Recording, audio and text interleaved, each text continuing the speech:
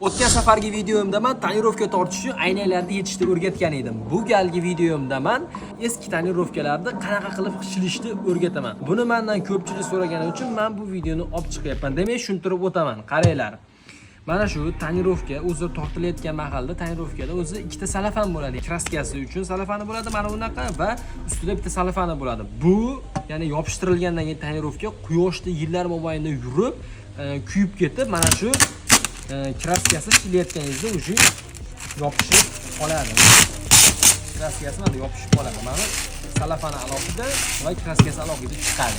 Aqilib, polnishni olib tashlaysizlar. Endi bo'lsa, bizga kerak bo'ladi mana shunaqa gelli suv.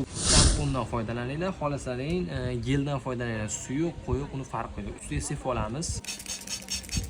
Mana shunaqa qilib ozgina bir uvitib olamiz buni.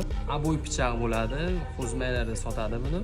Mana shunda ustidan yengil mana shunaqa qilib yurgizamiz. Xuddi soqol o'layotganga o'xshab.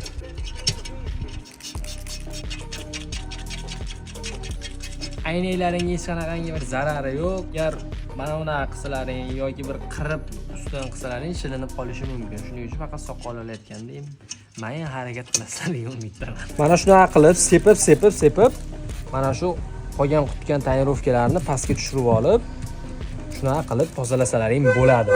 Rezultatini ko'rishingiz mumkin. Bu videoga like bosib, menga obuna bo'lib qo'yinglar. Foydali kontentlar hali juda ham ko'p bo'ladi. Kimga shunaqa xizmatlarimiz kerak bo'lsa, pastda nomerlarimizni qoldiraman. Bu videoni bo'lsa shunaqa muammo bilan qiynalib yurgan do'stingizga jo'natib qo'ying.